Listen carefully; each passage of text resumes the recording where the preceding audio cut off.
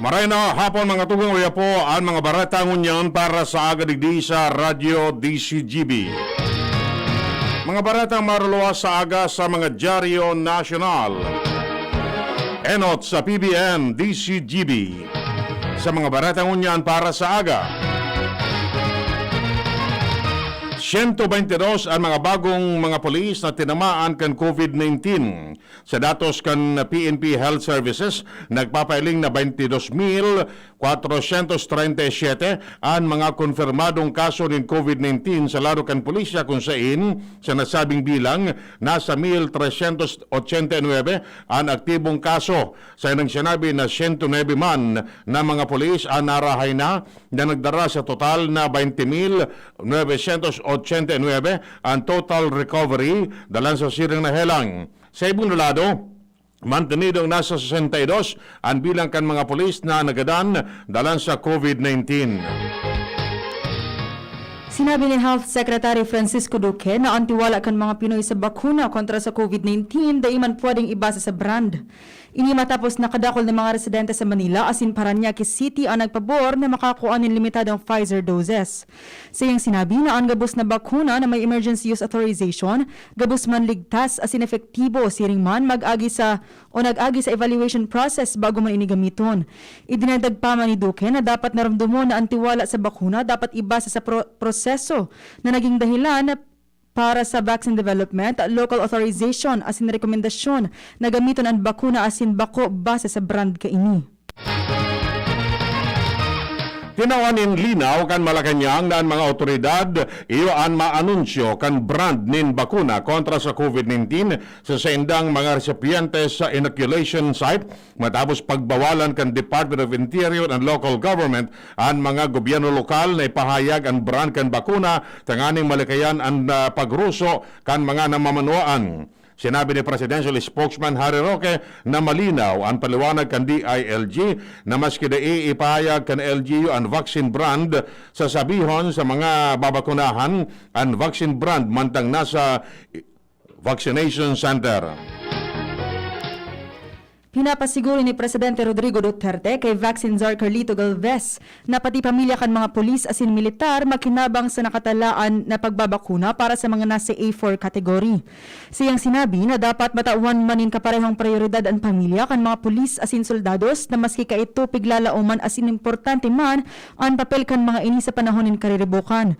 Idinagdag pa man ni Duterte na difficile man na masabak sa aksyon ang mga pulis asin militar na daing proteksyon sa saindang salud o bakunado.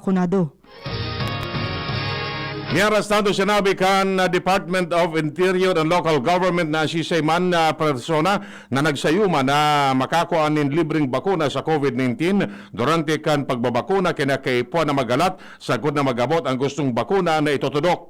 Ipinalawanag ni DILG Undersecretary Jonathan Malaya na ang gustong sabiyon kung ang persona nasa A2 o A3 category ini mabulta sa linya na yung magiging dalang tanganing maatraso lugod ang pagbakuna sa iya.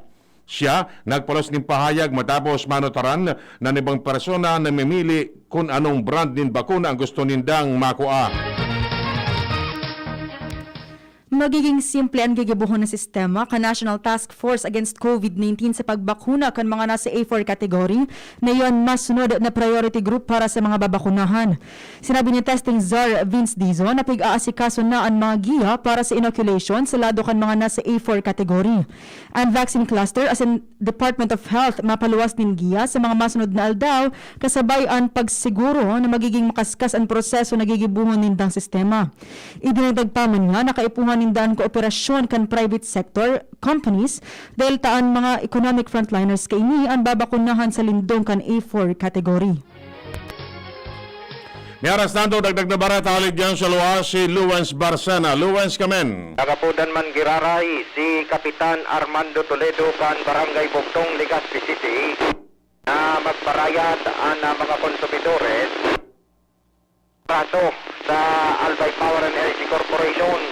Ini ang ipinagunambitan sa DCGP ni Toledo na maski na sa top 11 sinta sa pula mang giraray na delikado na pwede sindang maputulan ng kuryente dahil ang kansirig na sitwasyon nakadapol ng mga residentes pa anday nagbabayad sa kuryente pati ang mga negosyo di establishmento asin iba pa. Tusok kay Toledo, bako na ini panahon na magparati diskusyon asin kung talagang igwanin mga babayadan sa APEC, bayad na tangani ng magkaigwaan na katuyuhan na maiwasan ang pagpa-brown out na nagbabadya sa singdang barangay. Kaya ngunyan, padapos man ngunyan, ang pagpalakap ng informasyon ito sa publiko tangani ng konting informasyon na dapat nang magbayad ang mga konsumidor sa APEC tangani ng maiwasan ang anuman na mga pangyayari. Sa Barreta, ako po, Jerry. Sinabi ni DILG Undersecretary Jonathan Malaya na dapat magpili ang publiko sa klase ng bakuna na pwedeng itudok sa inda. Nakikiuron sinda sa mga namamanuan na dai maging choosy o mapili dalang tamas na kulplang populasyon sa nasyon ang nagpabakuna na maski ano pang brand kan bakuna na yaon sa nasyon. Sa ibong nalado, inulokon niya ang bilang kan mga tao na namimili kan brand din bakuna sa pagsasabi na sa ditman sa ini kumpara sa populasyon kan nasyon. Parte na kan estratehiya kan gobyerno ang implementasyon in lockdown ngunyan na panahon in pandemya. Inyan pahayag ni Presidential Spokesman Harry Roque matapos sabihin ni Presidente Rodrigo Duterte na may posibilidad na pwedeng ipasunod giraray sa kamautan na mapugolan ang paglakop kan mga bagong variant kan virus. Siyang sinabi na daiman na pundo ang implementasyon kan lockdown.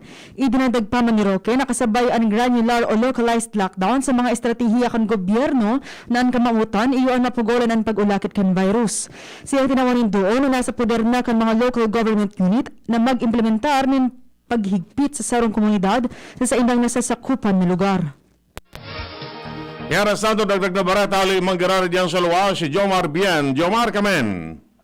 Plano kan sangguniang panglungsod kan tabako na makipaggampangan sa APEC tangani na matabangan ang mga residentes na apektado sa kung paano ang mga pwedeng kondisyones para maibitara na maputulan ang bilog na barangay na naistarang kan mga konsumidores na may mga moroso sa APEC.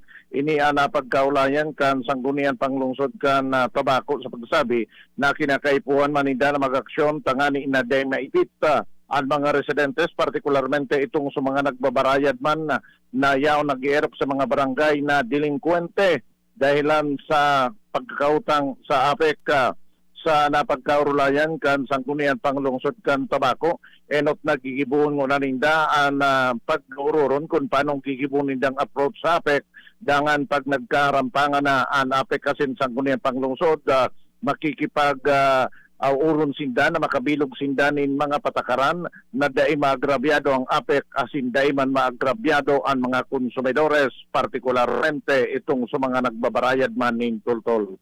Yan ang report, Jomar Bien, DCGD. Pinarundong kan pamayo kan Philippine Vaccine Expert Panel na ang gabos na mga COVID-19 vaccine efektibo lalo na sa real world condition. Kasabay kini hinaga ni Dr. Nina Gloriane sa publiko na magpabakuna na nin maski arin na brand kan COVID-19 dalanta bago man ini maitudok sa nasyon. Nag-agi ni sa maigot na pag-aadal sa sinabi na dapat likayan na maging mapili dalantaan mga bakuna inadala ni Marahay sa pagsasabi na bako man hariyo ang sindang efficacy lalo na sa real world situation. Sinabi ni Labor Secretary Bebot Bello na daiman pwedeng ipasimbag kan mga pribadong kumpanya sa saindang mga empleyados ang bayad sa COVID-19 vaccine. Siyang sinabi na bawal ini sa pagsasabi na ang pagpapabakuna dapat libre asin ang gobyerno masimbag ka ini. Idinagdag pa man ni Bello na daiman ning problema kung gamiton ang bakuna alagad, day pwedeng magsingil ng bayad. Sinabi niya na sa saindang pakasabot, kaya nagbakalin bakuna ang pribadong kumpanya para mabakunahan ang saindang mga empleyado para masiguro ang kaligtasan kan salud sa saindang lugar nin trabaho. Ani ba pang detalles kang bareta pagkatapos na kaini? Kay Suzy na di makasakay ng bus pa uwi. At syempre, para sa'yo, Embassy Whiskey. Its smooth, oaky flavor helps you unwind after a long day. Kaya relax, slow down, and chill muna tayo. Drink responsibly. Sa sobrang init ng summer, you deserve to relax. Chill muna with Embassy Whiskey. Drink responsibly. Check the label, mommies! Mayan Rivera po. And Dia! Pagdating sa milk, di porkit mura sulit. Kaya, Check the label, mommies! Check the label, mommies! choose Nido 3 Plus. Tinodo na sa immunonutrients, may DHA pa. Pagkasulit, mommies! At ito lang ang may Lactobacillus protectus to help support respiratory defense. Total protection, mommies! With 3 balanced meals, kaya wag basta-basta sa pagpili. Always, Check the label, mommies! help Todo protect. Choose Nido 3 Plus. Realize true comfort and relaxation at Dorotea Resort and Spa, a perfect venue for family outings, couple retreats, and various functions such as weddings, birthday parties, corporate seminars, and conferences. Dorotea Resort and Spa. We have backpackers rooms, standard rooms, deluxe, suite, and a penthouse. Also, relax and rejuvenate with our spa's invigorating treatments, services, and facilities. Dorotea Resort and Spa, Kahugutan, Bakakay, Albay. For reservation, contact us at 0917-836-7454 or 0998-863-5568. Find us on Facebook, Dorotea Resort and Spa. Relax, rejuvenate, and enjoy. Only here at Dorotea Resort and Spa. Nasa kamay mo ang kalusugan at kaligtasan ng mga alaga mo. Paalalang hatid ng Microban GT at Tigrolac. Isolation, nutrition, disinfection, supplementation, vaccination. Kasaang limang steps 1, 2, 3, 4, 5 para alaga ay protektado. Sunding mabuti mag-biosecurity. Ikaw at ako, lahat tayo 1, 2, 3, 4, 5 5 kasado 5 kasado 5 kasado.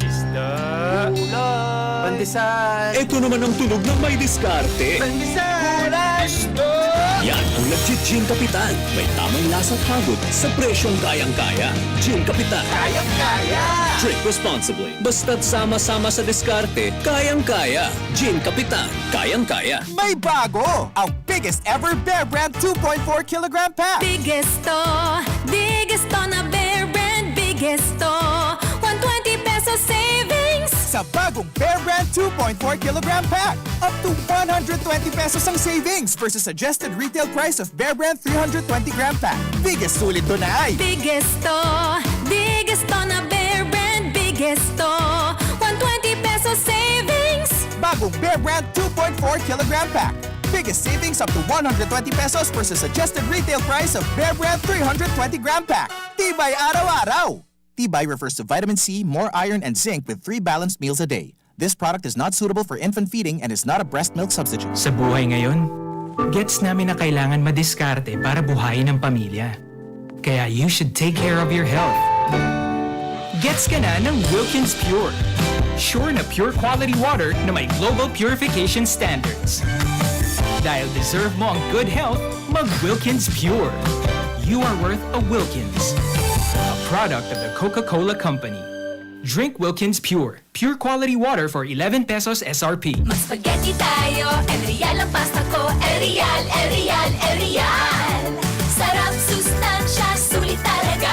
Sarap, sustansya, sulit talaga. Spaghetti Erial, sarap, sustansya, sulit. Basta maray na kalidad na pasta, El Real mo na. Sulit na, value for mommy pa. Bakal na. Ang pinagalan. Sinakripisyohan. Kinaklutan. Daipig sa sayang. Sa Red Horse, kada turo, may sirab, may kusog, may sipa. Kaya kada turo, bawi. Kusog kang tama, pero bakun wasak. Drink responsibly. Palamig ka muna, Dre. Bili na ng Red Horse Beer sa inyong mga suking tindahan. Lakas ng tama pero di wasak. Drink responsibly.